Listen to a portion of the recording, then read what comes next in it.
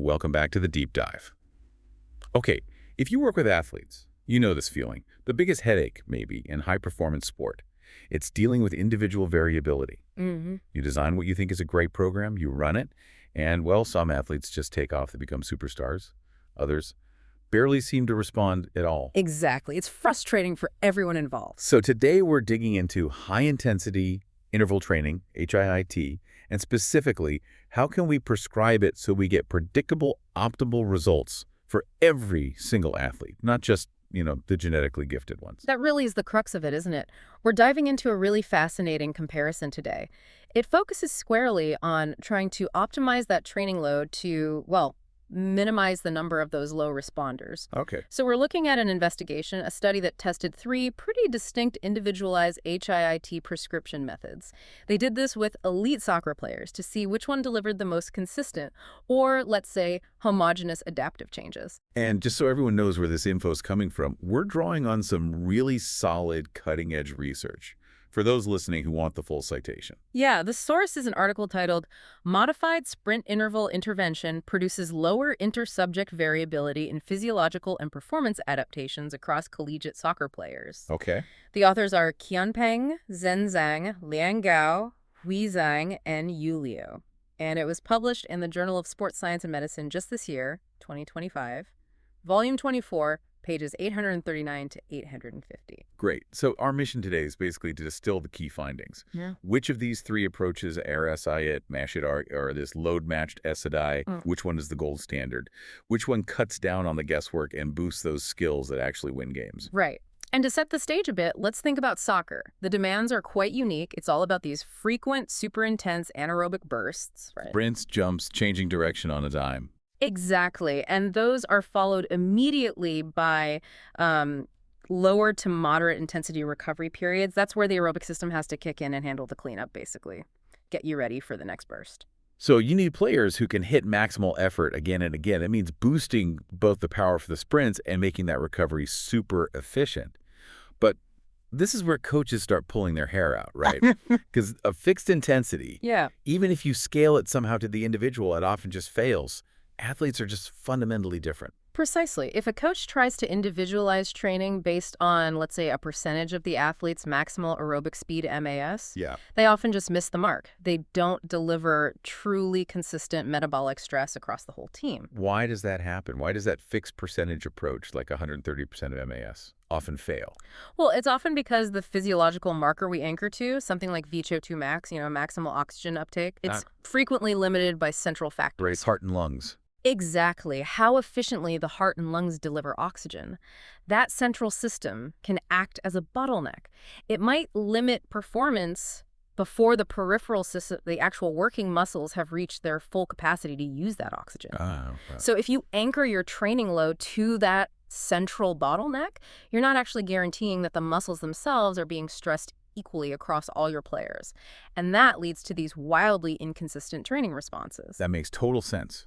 So if these fixed submaximal percentages cause inconsistency, the authors here propose something kind of radical but simple. Yeah, basically. What if you just ditch the percentage calculation entirely and go to the absolute maximum limit?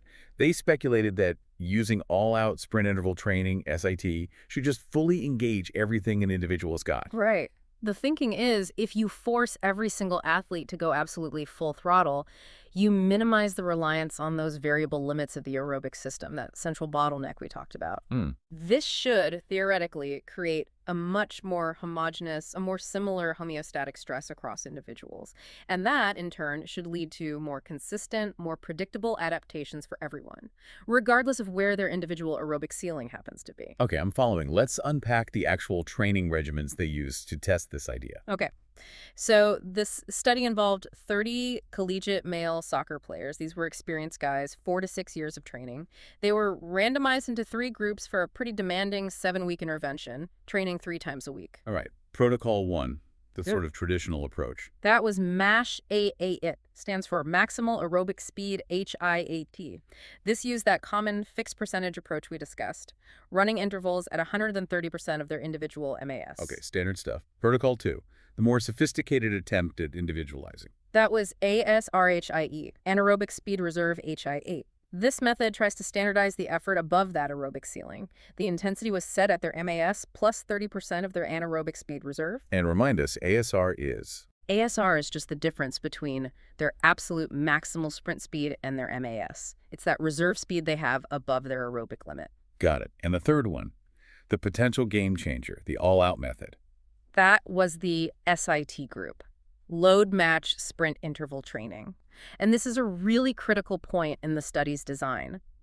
The participants in this SIT group covered the exact same total distance per session as the ASR-HIT group. Oh, interesting. So the volume was matched. The volume was matched, exactly, but the execution was totally different. They performed every single repetition with maximal all-out exertion. The coach's instruction was basically go as hard as you possibly can. And how did they check that? Just take their word for it. No, they verified it.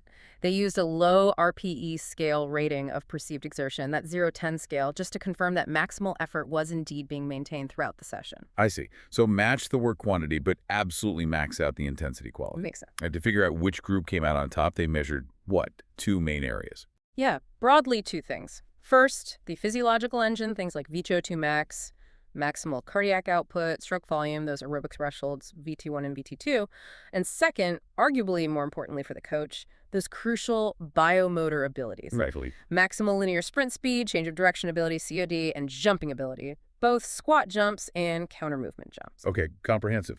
So what did they find? Did one method clearly win? Well, first off, it's important to say all 3 protocols worked. They all improved the measured qualities, which, you'd expect from any decent HIT program. That wasn't the surprise. Right. The consistency was the first major differentiator. How much did the individual responses vary within each group? That was key. And how did they measure that variability? They used statistical measures, specifically looking at the residuals, basically the difference between an individual's change and the group's average change, and the coefficient of variation, or CV. A lower CV means the responses were more tightly clustered, more predictable. Okay. So which methods led to the most predictable physiological gains? Here, a clear pattern emerged. Both the ASR SHIP protocol and the all-out SART protocol resulted in significantly lower inter-subject variability compared to the standard MASH-HIT group. Across the board, or for specific measures? Particularly for the key cardiorespiratory measures, things like VO2 max and that first ventilatory threshold, VT1.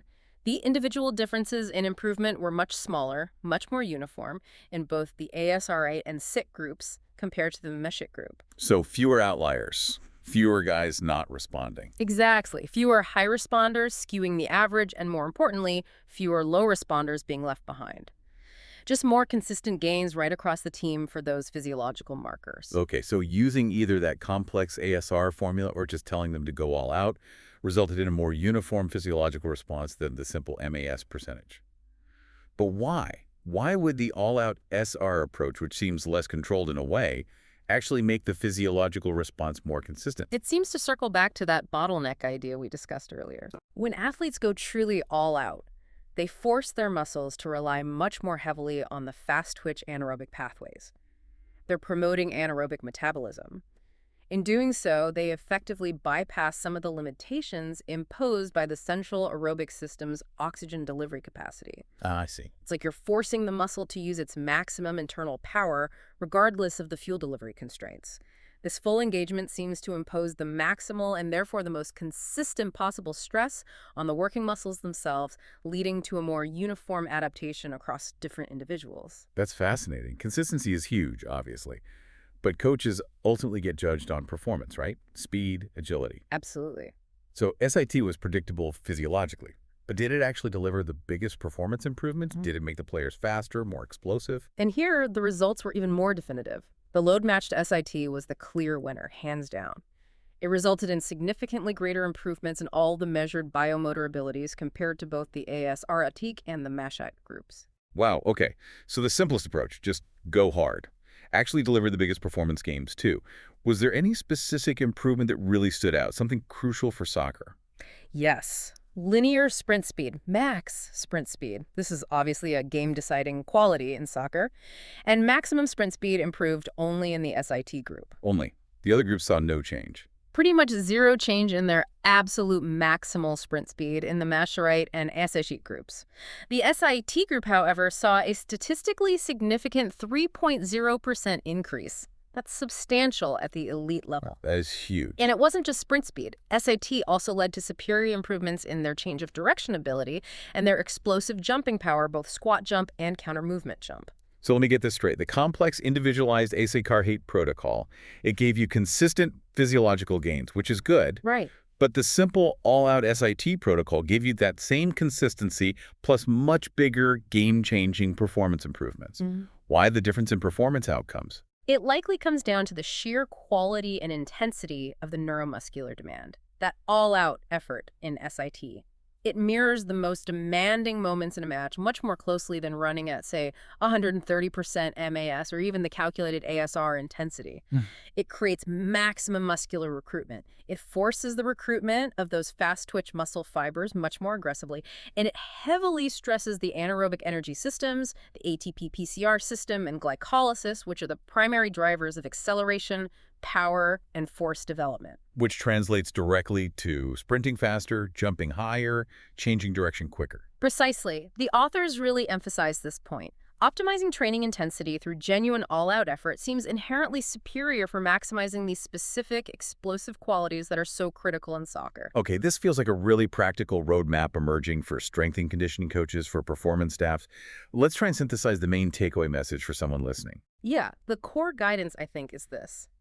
While using something like the anaerobic speed reserve, ASR, to prescribe intensity is definitely a step up from the older mandate fixed percentage method, it does reduce that variability. Right. However, incorporating load-matched SIT, characterized by those maximal all-out efforts, looks like the optimal overall strategy, certainly based on this research. Why optimal? Because it seems to achieve the trifecta.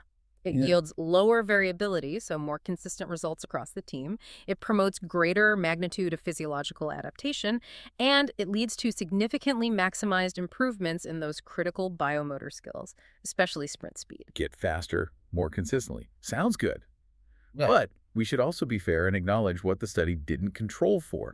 The limitations the authors themselves point out. Absolutely. No study is perfect. And they were diligent about this. They noted that they couldn't control for underlying genetic variability. We know genetics play a huge role, potentially explaining up to half the diversity we see in VCHO2 max training responses, for example. Right. And they also weren't tracking other important variables, things like individual motivation levels during sessions, external factors like diet, sleep quality, psychological stress.